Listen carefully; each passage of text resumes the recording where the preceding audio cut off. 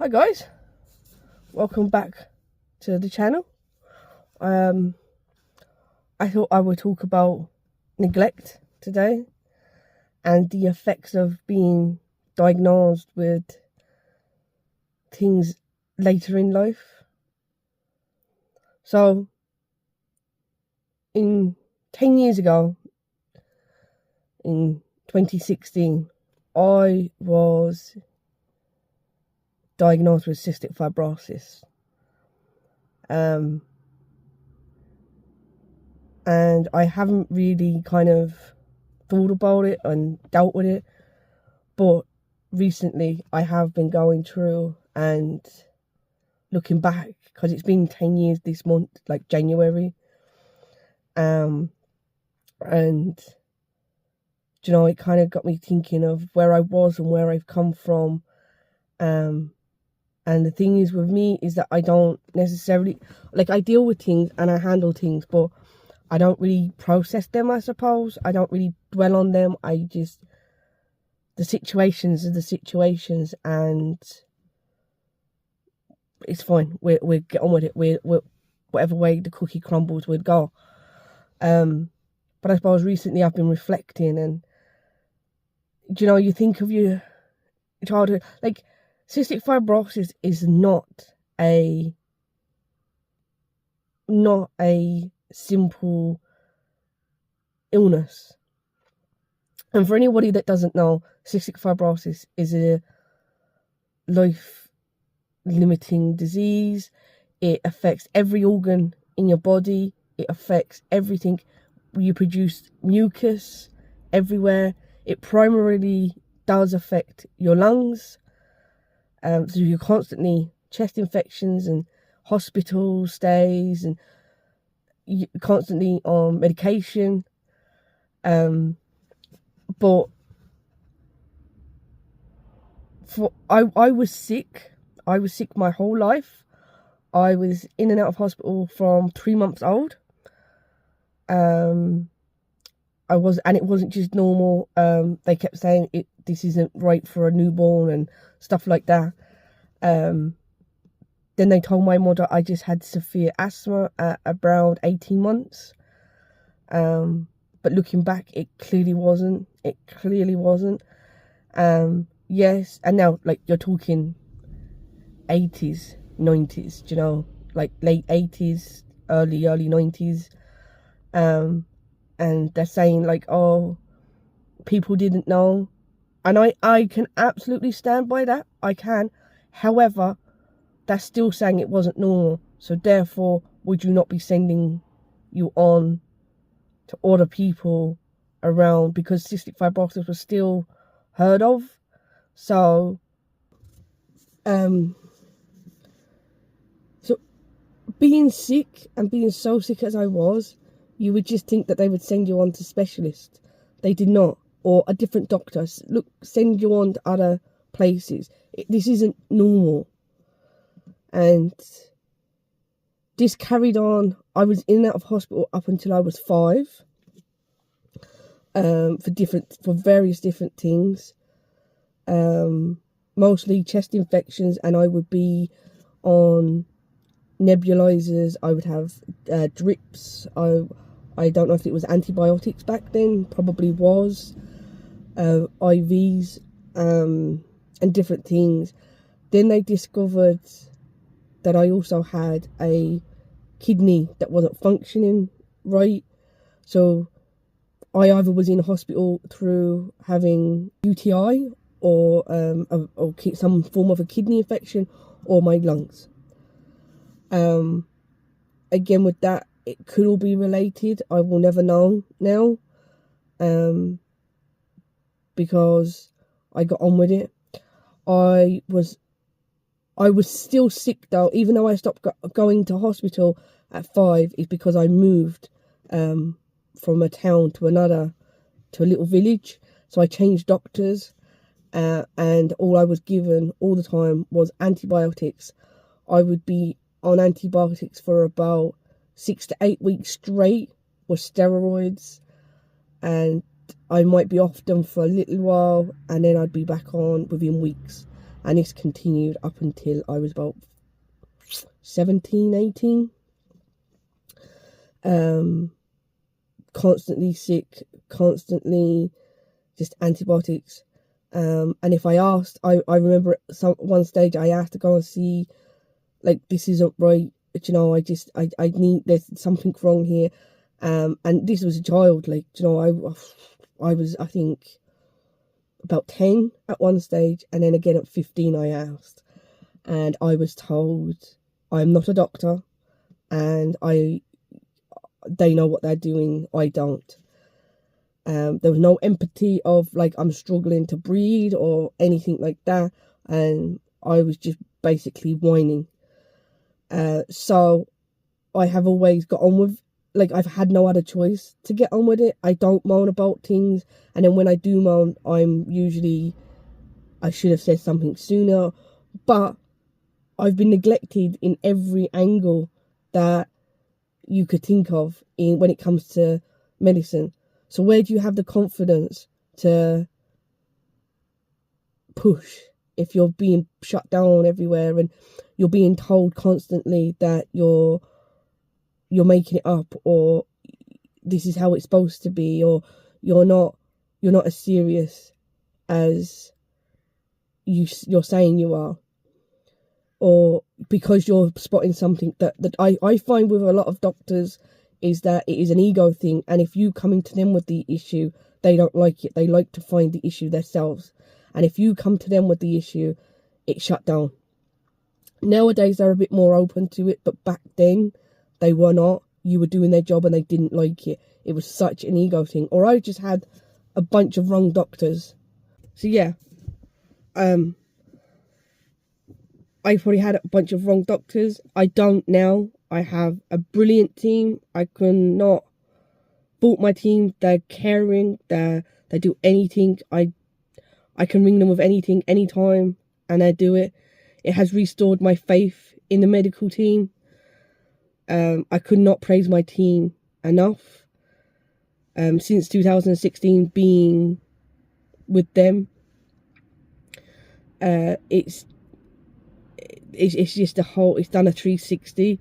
However, outside of my team is where I become a bit more stern. I become a bit more,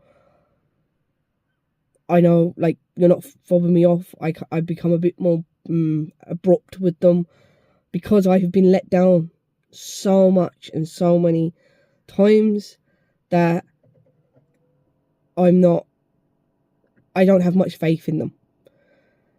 But my team, on the other hand, is a whole different story. I could make a whole video about my team.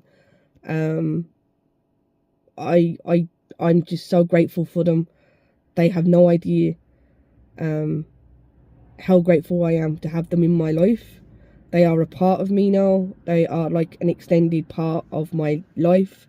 And I will be grateful to have them for as long as I'm here. And then I had my son then in 2020, and I was then advised to go and have an ADHD test, because it was looking like that's what I had as well. So in 2022 or 2023, I can't really remember now, I went off and I did it. I went off and I was assessed for ADHD, and it turned out that I had ADHD as well. Now that's two major things in life that I've had that has missed.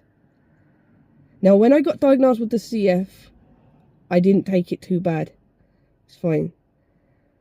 But being diagnosed with ADHD and realising I've had two major things in life, and both have been seen or mistreated or whatever you want to say,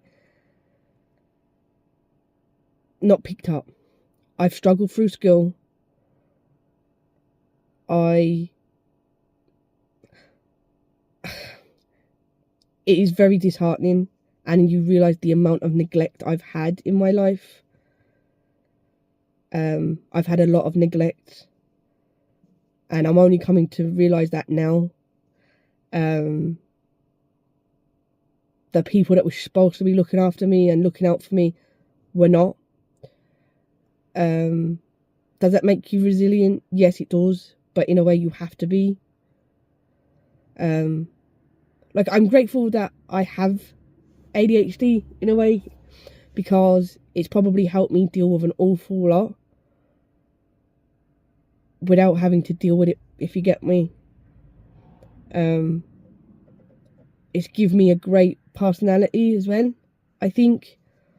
So I am grateful for it in some ways, but at the same time,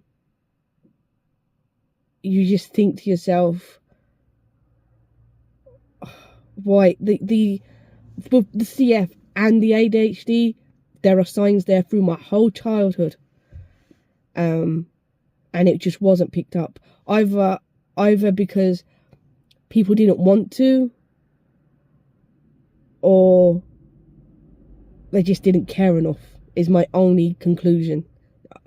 Because you can say, oh, it was the 90s and nobody knew nothing, and that's a fair point, but it was so obvious. How can you miss some of these major signs? So, like, they'd put down, because I was sick, that most of my stuff at school was because I was absent so much. But I was absent so much that I still managed to get through school. So that tells me that there's got to be a brain in there somewhere, because I'd had a lot of days off. Like, I'm talking, like, I had 100 and something days off a couple of years of school. I would be out for weeks at a time, because I just couldn't go to school, because I couldn't breathe.